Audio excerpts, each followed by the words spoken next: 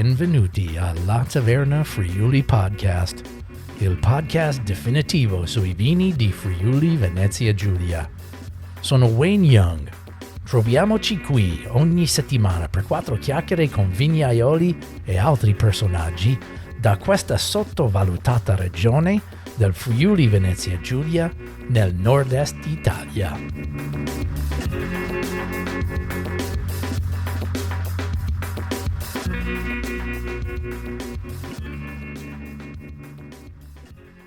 Ciao amici di Vini Friulani, bentornati alla Taverna Friuli Wine. Sono Wayne Young, il tuo amico.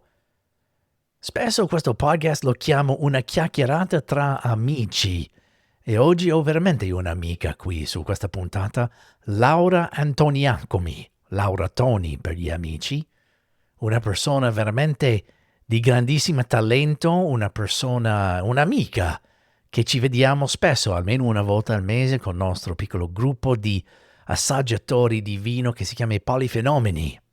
Però ci parliamo non solo di vino, parliamo di noi, di nostra vita. Siamo diventati in quest'ultimo anno un gruppo di amici che parla comunicare tramite le bottiglie che portiamo, che beviamo, che assaggiamo insieme. E allora vogliamo scoprire insieme con te la storia di questa persona talentuosa, è una persona che mi ispira tantissimo e con cui io posso imparare tantissimo. E allora è un piacere di presentare questa prima parte di questa chiacchierata tra amici con Laura Antoniacomi.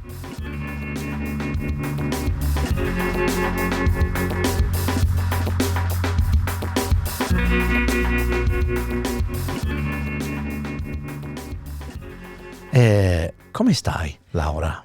Bene, Bene? Sono molto emozionata di essere qua. Perché? Dimmi, tu sei abituato di fare questi tipi di talks, no? Sono abituata a intervistare, ad essere intervistata, invece per me è una novità. Ma come ho detto prima, è solo una chiacchierata tra amici. Assolutamente, sì, ma infatti sono contentissima di essere qua, grazie di avermi invitata. No, il piacere è tutto mio. Ovviamente noi ci conosciamo del nostro gruppo di Polifenomeni, no, per più di un anno adesso, un annetto. Più di un anno, sì. Però volevo farti venire qua per parlare un po' delle cose, delle attività che tu stai facendo, perché quando l'abbiamo parlato, cos'era, settimana scorsa, 2 settimane fa, ho scoperto tante cose di te che non sapevo, allora sono stato molto interessato di capire un po' il tuo viaggio, non solo nel mondo di vino, ma anche delle diverse cose che stai facendo. Prima cosa che volevo sapere è, ma tu sei friulana nata e cresciuta? Io sono friulana nata e cresciuta, Okay. però vengo da una famiglia mista, perché il papà è friulano e la mamma è lituana. Ah, lituana? Sì. Ma proprio di Lituania? Lituania. Ah, ok. Sì. Allora, e tu parli anche quella lingua lì? Dunque, lo capisco molto bene, lo Ok. parlo, non sono super fluente, l'ho perso, insomma non l'ho portato avanti come magari altre lingue, Ok. però la mamma me l'ha sempre parlato, quindi è molto Dai. familiare per me, sì. Ah, Sì, ok. sì. Bene, molto bello, molto bello. E parli anche inglese? Parlo inglese, spagnolo, Ok. ho vissuto un anno a Lisbona, quindi comprendo anche, capisco bene il portoghese, lo Lisbona leggo. è bellissima. Bellissima, Lisbona mi è rimasta letteralmente nel cuore. Posso concordare. Però non avendolo mai studiato non ho la fluenza tale per poter sostenere una conversazione, Ok. però ascolto anche tanta musica portoghese, quindi me lo porto sempre con me. Sì. Come si chiama? Fardo? Sì, il fado. Fado, sì, ma è molto triste quella roba lì, Molto no? triste. Io avevo un compagno all'università che me le cantava tutti i giorni, sempre, Ma dai. sì, questa saudade, no? Questa nostalgia costante della vita, proprio un sentimento che si portano. Sì, è forte. Sì. Sì. Tutti i giorni, sì. Tutti i giorni? Tutti i giorni. Ah, ma sei innamorato proprio con con quel talento lì? No, Posso capire. lo trovo molto affascinante. Sì. Dai. Sì. Ah, bello. E allora, andando un po' avanti, il mondo di vino era qualcosa che sempre ti interessava o come sei entrato in questo viaggio? È iniziato tutto in realtà dalla gastronomia, dalla cucina. Ok. Io ho sempre amato la cucina, sono sempre stata una grande osservatrice e mi affiancavo sempre alla nonna, al papà, alla mamma in cucina. Poi comunque venendo da una famiglia con cultura mista, avevo modo di sperimentare diverse ricette e insomma anche assaggiarle e provare a costruire nuovi abbinamenti. Gli abbinamenti sono sempre stati qualcosa che mi hanno ispirata e mossa anche tantissimo. E quindi ho finito gli studi delle superiori, non avevo ben chiaro cosa desiderassi fare, c'era quel momento di crisi catartico e quindi ho scelto di andarmene. Sono andata un anno in Inghilterra, a Cambridge. Ok. A Cambridge? A Cambridge, sì. Sempre a studiare o? No, ho scelto di lavorare, infatti sono entrata in un bar, quindi mentre preparavo caffè, frozen yogurt, mettevo in pratica anche la lingua e avevo modo di viverla. L'avevo studiata, quindi avevo un inglese accademico e lavorando invece avevo modo di mettere più in pratica certo. e di viverla davvero. E mentre ero in Inghilterra continuavo insomma a domandarmi cosa sarebbe stato di me nel futuro e cercando un po' online su internet ho trovato il master della mia vita. Qualcosa che mi ha sempre spinto oltre al mondo della cucina è stata la scrittura, sempre stata la scrittura. Amo scrivere, è un modo per me di esprimere qualcosa che altrimenti rimarrebbe molto a fondo dentro di me e la penna mi ha sempre aiutata, diciamo, nell'espressione e nel racconto. Ok. E quindi ho trovato questo master in critica enogastronomica. Io sapevo che non volevo lavorare in cucina, conoscendo, diciamo, molte persone che lavorano all'interno di queste strutture. Sì, la vita in ristorante è difficile. È difficilissima, soprattutto a livelli, diciamo, di gastronomia che hanno sempre interessato me. E quello stile di vita era qualcosa che non riuscivo a sostenere, assolutamente, essendo io una persona piena di passioni, con un sacco di attività che voglio fare anche dopo lavoro, cioè già mi immaginavo non riuscire ad incastrare tutto. E quindi diciamo c'è stata questa luce, no? Col master e ho detto bene, cosa devo fare per arrivare lì?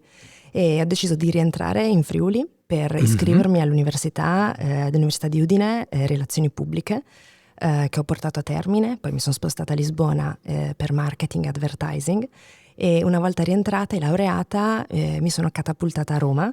È stato tutto molto veloce, ho mangiato veramente le tappe, ma perché avevo fame in tutti i sensi. Cosa vuol dire? Avevo voglia di arrivare verso questo obiettivo. Ok, che era l'obiettivo? Era? L'obiettivo di studiare il più possibile, di capire, di comprendere, di entrare a fondo nel mondo dell'enogastronomia e poter approfondire anche la parte appunto di tecniche di scrittura, di comunicazione e di comprensione di questi mondi che hanno alla loro base una cultura che è radicata in maniera incredibile, no? In Italia e quindi questo mi ha sempre affascinato, perché tra le cose che mi affascinano di più sono le storie. Ok. Io parto da lì, dalla narrazione, e sono sempre stata una grande appassionata lettrice e quello che mi ha sempre più trasportato diciamo all'interno di una narrativa erano le storie singolari, le storie delle persone. E quindi in realtà poi sviluppando, comunque andando avanti con gli studi universitari, ho scelto alla fine un altro master che non era di critica enogastronomica ma molto più imprenditoriale, e quindi ho scelto il master in Food and Wine Business alla Lewis Business School, ok, in collaborazione col Gambero Rosso. E questo dove è andata? A Roma. No, ma Scarbolo, non era Mattia Scarbolo che è andata anche a Lewis? Sì, però Luis Guido Carli, che è all'università. Ok. Mentre io ho scelto il percorso con la Business School, che è, diciamo, un percorso a parte, e tra l'altro in questa bellissima villa dedicata ai master creativi. Quindi c'eravamo noi di Food and Wine, poi c'erano quelli di fashion, quelli di musica e di regia, quindi diciamo le menti creative dell'università. Ed è stata un'esperienza incredibile.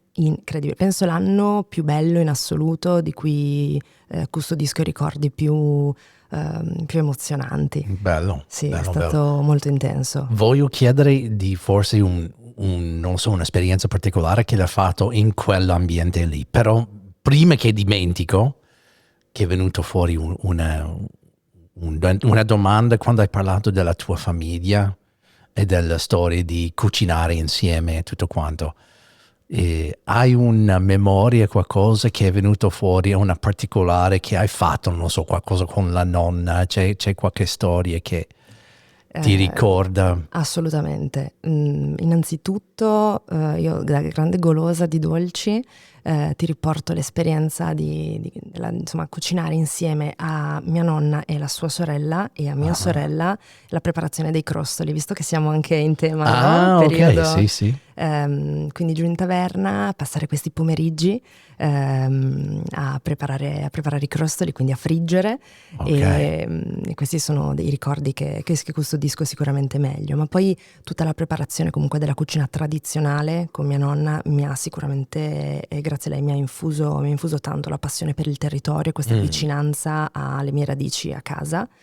E dall'altro lato invece avevo la mamma che mi insegnava tutta la cultura diciamo gastronomica lituana. Sì, E in c'è particolare qualche piatto, sì, esatto. assolutamente le blinei, che sono diciamo queste frittelle di patata grattugiata cruda, Ok. che alla fine come i rosti, Ok. ricordano molto i rosti, e sono deliziose, facili da preparare, divertenti anche, molto comunitarie, molto collettive. Tutti questi piatti che ti sto riportando per me hanno un significato di comunità, hanno un significato di condivisione in senso proprio lato, quindi non solo familiare, ma è sempre stata una grande festa la preparazione dei crostoli, la preparazione delle bline, ad esempio.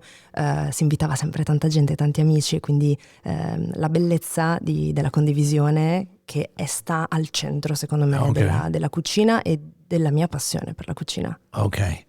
Vedo che c'era questa idea del condividere in giro del cibo, ma c'era anche un po' di vino coinvolto in queste cose, ma crostoli ovviamente non si beve vino, ma Beh, i volendo. bline forse c'è qualche vino abbinato con quello che ricordi? Birra. Birra, ok. Birra, sì, Ok. birra e sidro, tantissimo sidro. Io sono Vero? cresciuta, sì, col sidro di mele e di pere in Ma particolare. sidro alcolico? Inizialmente analcolico e poi ovviamente il passaggio all'alcolico, però Ok, parliamo di gradazioni molto basse, quindi parliamo certo. di 5-6 gradi alcolici. E quindi inizialmente il mio era un mondo, diciamo, fatto anche di fermentati, tantissimi fermentati, Ah, non solo friulani ma anche lituani.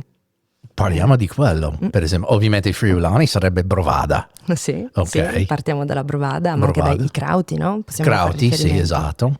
E Ehm, dopo Lituania, che tipo di fermentati che c'erano lì? Dunque sempre, allora, a base latte, quindi kefir, Ok. anche base sì, partendo comunque dalla caseificazione, il mondo della caseificazione, e fermentati di frutta, fermentati di verdura, Ah, anche perché ci avviciniamo molto a i metodi conservativi che hanno, diciamo, visto anche il Friuli Venezia Giulia, no? Queste terre che avevano bisogno di conservare un po' con la fumicatura, un po' con la salatura e un po' con la fermentazione. Anche il mondo vichingo, diciamo, ok. del nord-est dell'Europa prevedeva queste tecniche, quindi un po' sono abbastanza in linea, abbastanza vicine. E poi in realtà il mondo del vino per me è stato un fulmine, una luce, una scossa bellissima proprio al master. Ah, ok. Al Allora master non era un alimento comune sulla tavola a casa? lo Sì, era, ma non era... non era condiviso tanto quanto, o comunque raccontato Ok. tanto quanto la birra o appunto altre bevande. E invece il vino per me è stato un amore profondo che è arrivato dopo la gastronomia, insieme alla gastronomia, quindi io tuttora riesco ad apprezzare ancora di più il prodotto vitivinicolo grazie alla gastronomia. Mi piace, come dicevo, no? All'inizio mi piacciono tantissimo gli abbinamenti, non solo in cucina, tra ingredienti e consistenze e colori, proprio anche con quello che riusciamo poi a utilizzare per fare vincere l'uno e l'altro, no? Questo gioco continuo è qualcosa che mi ha sempre spinta tantissimo nel mio lavoro. C'era un vino in particolare che ti ha acceso questa passione per il vino, che tu ricordi?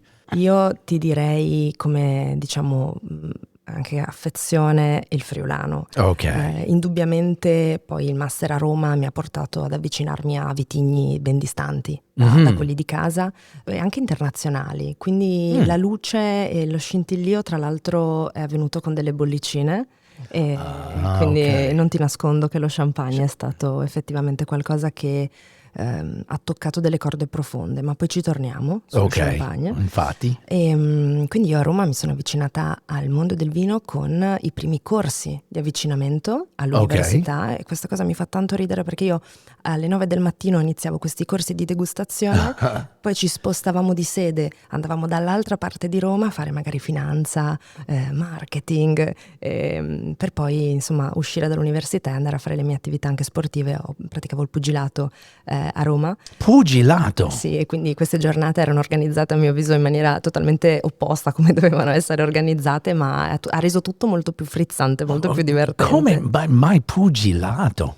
Innamorata, nasco ballerina, ho iniziato a 2 anni e mezzo. Ok, E ho fatto ballerina classica. Sì, ho Ok. iniziato con danza classica, ho fatto 8 anni di danza classica e poi mi sono spostata su tutte le altre danze possibili, avevo voglia di provare, di sperimentare, e tuttora ballo ancora, la mia preferita rimane danza contemporanea o comunque una danza espressiva a movimento libero, è qualcosa che sento profondamente come anche questa come una forma di espressione della mia creatività e del mio io più profondo. Ok. Il pugilato invece è arrivato proprio a Roma, quindi ho iniziato lì, ed è stato anche questo una sorta di innamoramento della palestra che avevo tra l'altro vicino a casa, e dopo la prova ho detto ok, devo assolutamente lanciarmi anche su questo, e quindi da lì non ho smesso di praticare, diciamo, pugilato fino a quando il mio corpo me l'ha concesso. Ok. Ecco. E quando cosa è arrivato questo momento quando hai detto no, non posso più?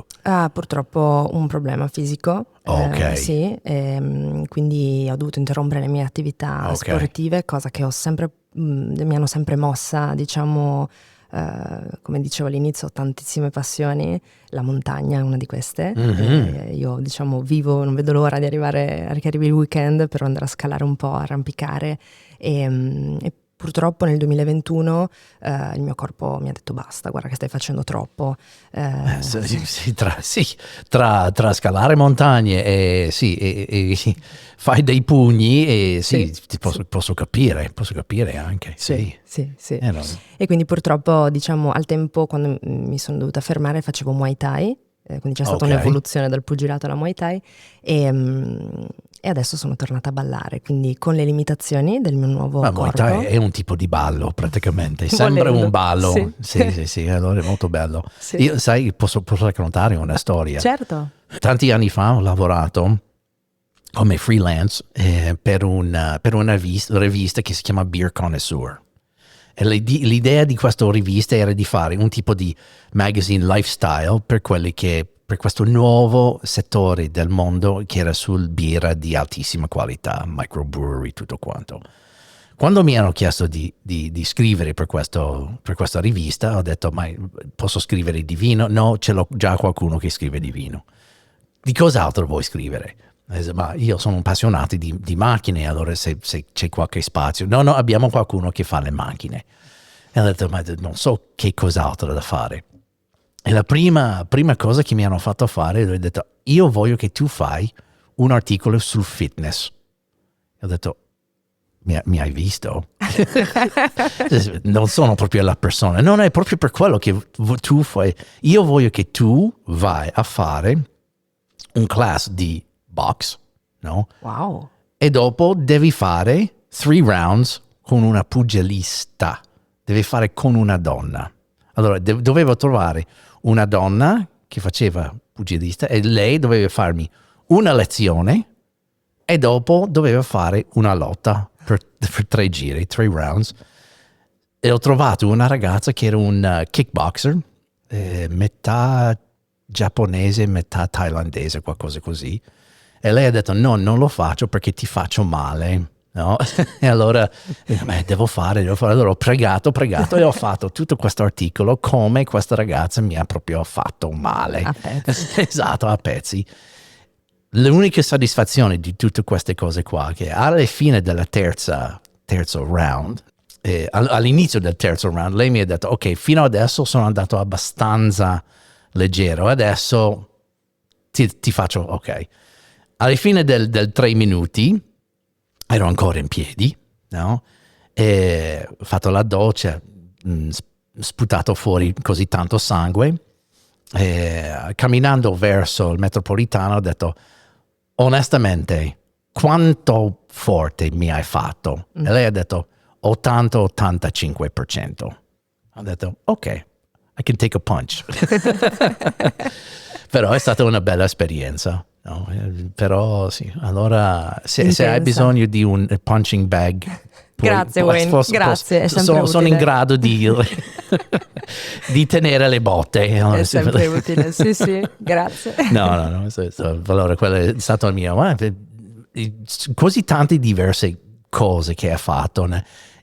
E fa parte della tua personalità che deve avere tutti questi strati perché pugilata, scrittrice, danzatrice, cucina, vino, non riesco a trovare proprio le fine delle diverse strati della tua personalità. Come mai? La mia domanda è perché dobbiamo trovare una fine? Non dobbiamo trovare una fine, però è molto più strati che ho aspettato. Conoscendo te, non sto dicendo una cosa male di te, però ogni volta che ci parliamo scopro qualcosa nuova. Ma che cos'è della tua personalità che ha tantissimi diversi strati, diversi interessi nel mondo, di fisico, filosofico, tutte diverse cose. Che cos'è della tua personalità che secondo te ti motiva, motivazione di fare così tante diverse cose?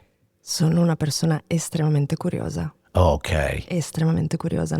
Io dico sempre che sono cresciuta e tuttora ho l'erba che mi cresce sotto i piedi. Mm-hmm. Non riesco a stare ferma. Ok. Non riesco a stare ferma e ho sempre fame e voglia di scoprire qualcosa di nuovo. Sicuramente ho delle passioni e degli interessi che sono più forti di altri e che emergono nella mia quotidianità come un bisogno. E metto al centro, diciamo, di questi l'enogastronomia e la scoperta della cultura enogastronomica, che però ha una centralità, soprattutto l'aspetto socioculturale e antropologico, quindi molto molto umanocentrico, e il movimento che appunto, come ti dicevo, la mia espressione diciamo che preferisco è la danza, però da quando il mio corpo mi ha detto ehi, alto là, fermiamoci un attimo, ho scoperto il mondo della ceramica. Ok, quindi vedi un altro strato. E faccio ceramica da ormai 3 anni. 3 anni. Ed è un modo per appunto continuare a esprimere qualcosa che ho dentro. Quindi il movimento, la creatività, la duttilità, quindi riuscire a plasmare anche, no? Un po' i movimenti e un po' diciamo materiali come la terra, per me è proprio fondamentale. Non riesco a stare ferma in questo senso, nel senso proprio creativo, artistico, no? Di estro. Dall'altro la parte della, diciamo, della divulgazione, no? Di riuscire a raccontare le storie che io trovo virtuose, che mi piacciono, che mi colpiscono particolarmente, è un'altra spinta, un'altra delle mie passioni. Quindi se vogliamo diciamo ridurre tutta questa complessità in 2 filoni, ti posso riportare questi. Ma probabilmente domani nascerà un nuovo interesse, una nuova passione e questa è un po' una spinta anche che mi tiene viva, molto, molto energica.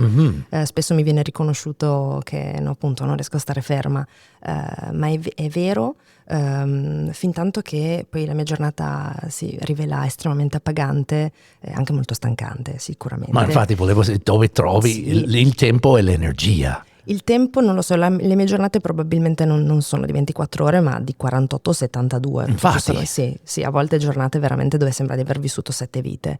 Ma proprio perché scelgo di fare quello che amo profondamente, trovo l'energia in maniera automatica, spontanea, e si vede tanto quando qualcosa non mi piace, perché mi pesa. E quindi non trasparisce da me traspare da me in maniera molto, molto chiara. Ok. Ecco. Allora, torniamo un po' della tua formazione, questo viaggio di studio e tutto quanto. Allora, finito questo viaggio da Luis e tutto quanto, e dopo hai parlato di un'altra, non so, esperienza che hai fatto soprattutto all'estero, fuori dall'Italia. Dunque, prima di Milano, Lisbona. Esatto, Sì, ok. prima di Roma, Lisbona, perché io ho fatto appunto Cambridge, Cambridge, Gorizia, ok, Lisbona, ok. Roma. Roma, ok. E siamo E arrivati siamo lì. arrivati a Roma. Ok. Dopo Roma sono rientrata per un breve periodo di nuovo a casa in Friuli, Mhm. perché sono stata chiamata qua vicino, tra l'altro, a lavorare per il tirocinio all'Orsone, dell'azienda di Gio Bastianic. Oh, ok. E ho portato a termine questo tirocinio breve per poi spostarmi invece a Milano Ok. e qua entrare all'interno di una multinazionale che è Moët Hennessy, che fa parte del gruppo LVMH. Ok. Sì, gruppo Eh, grande, gruppo importante. Gruppo molto importante, e quindi diciamo a livello nazionale in qualità di assistant brand manager mi occupavo di alcuni brand del gruppo dal punto di vista proprio marketing, promozionale, insomma gestione Bella di eventi. esperienza. Bellissima esperienza, molto molto tosta, molto densa, Ovviamente, estremamente sì. densa alla Milano style, e che sicuramente mi ha fatta crescere dal punto di vista professionale e Cosa- anche personale. Cosa vuol dire Milano style? Dunque, politicamente corretta, qualcosa che ha a che vedere con delle tempistiche molto strette, molto frenetiche. Ok. Ehm, Deve essere fatto ieri. Deve essere fatto l'altro ieri, oggi devi guardare già al futuro. Ok. E Milano mi è stata tanto stretta Mhm. perché Perché? non riuscivo a, diciamo, collocarmi, essendo che ho un grandissimo bisogno di natura, di verde, di montagne. Mi mancava davvero tanto la montagna di casa, la montagna friulana, e purtroppo le tempistiche anche degli spostamenti diventavano importanti. E sentivo anche che quello semplicemente non era il mio luogo, il mio posto. Ah. E infatti dopo un anno ho iniziato a guardarmi in giro e il mio desiderio era quello di andare in Asia. In Asia? Sì, ho Ok. sempre desiderato fortemente di vivere in Asia, in particolare nel sud-est asiatico. Avevo iniziato a intraprendere anche dei colloqui con lo stesso gruppo per potermi spostare, quindi sia di nazione ma anche di posizione lavorativa, per fare uno step successivo, però purtroppo correva l'anno 2020. Ah, Era gennaio 2020 Covid. e al 2 febbraio 2020 scadeva il mio contratto, e quindi in Asia abbiamo dovuto interrompere le interview e mi hanno detto che non se la sentivano assolutamente di prendere europei in questo momento storico. Certo. E quindi ho detto, potrebbe essere un segno dell'universo, magari torno a casa, vediamo cosa succede. E una volta tornata, in realtà è arrivato il lockdown, quindi è stata insomma decisamente un'esperienza, come tutti sappiamo, fortissima. Ma quell'erba che continuava a crescermi sotto i piedi non è che ha smesso di crescere, e quindi ho ripreso a scrivere prima di tutto per me stessa e poi con delle collaborazioni locali, e riprendendo un po' i contatti anche con i miei correlatori di tesi, le associazioni che ho diciamo sposato fin da giovanissima, come Slow Food ad esempio. Mi è arrivato il consiglio dall'alto di aprire la mia realtà e quindi di avviare di aprire partita IVA. Ok. E quindi nel 2021 ho deciso di fare questo passo, sicuramente dettato anche da questa spinta imprenditoriale che la Luis mi ha dato in questo percorso, dove ho avuto modo di confrontarmi con tantissimi professionisti e professioniste del settore enogastronomico che prima di tutto si ponevano come imprenditori, imprenditrici. E quindi questo mi ha sicuramente aperto anche a mondi che non avevo considerato prima. E quindi una volta aperta partita IVA ho iniziato a delineare un po' il mio percorso da libera professionista. Ok. E ho fatto tantissime esperienze, ho collaborato con entità diverse sia a livello regionale che nazionale, dalle piccole aziende, dalle piccole realtà a istituzioni regionali. Puoi parlare un po' di queste diverse esperienze? Certo. Stai parlando di piccole aziende come vitivinicole o altre? O... Aziende vitivinicole, aziende anche ristorative. Ah, ok.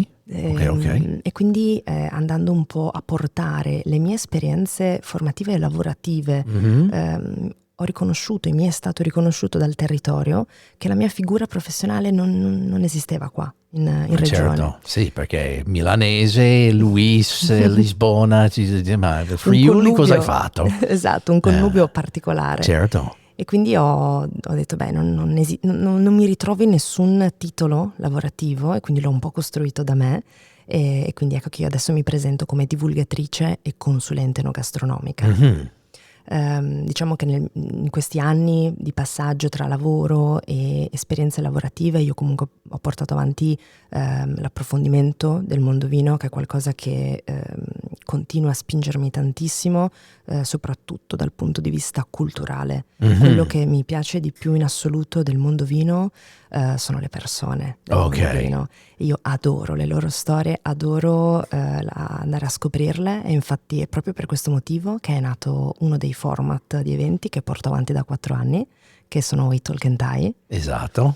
E sono questi eventi dove intervisto tendenzialmente le nuove generazioni del mondo vino. Per fortuna. Dedicando questo racconto a una centralità che per me è fondamentale, che è il lato umano, e dedicandolo poi a un pubblico giovane, neofita, un pubblico che si avvicina per le prime volte a certi concetti e certe idee. Okay. Quindi l'idea è quella di andare a sviluppare queste interviste con un linguaggio trasversale, un linguaggio informale, amico, dove i tecnicismi li lasciamo a parte perché non è il contesto. Brava.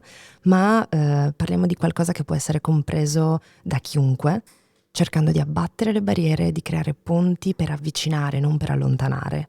E questo è un manifesto che comunque porto avanti su tutti i progetti che seguo, e fin da subito ho avuto il desiderio e il bisogno di portare avanti questo manifesto, perché io in primis, quando sono entrata nel mondo vino, mi sono sentita inadeguata perché mai abbastanza, un po' per la giovane età, un po' perché sono donna. E questa cosa mi ha sconfortata all'inizio. Io tuttora più studio e più mi sento ignorante, più ho voglia di crescere, di conoscere e di confrontarmi, e questa cosa per me è stimolo, no? Costante per proseguire.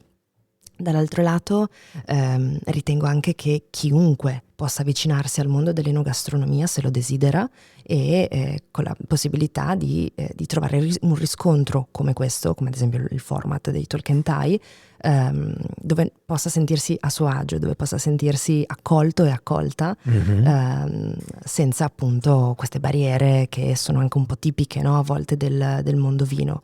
E quindi mi sono chiesta cos'è che può permettere a chiunque di avvicinarsi.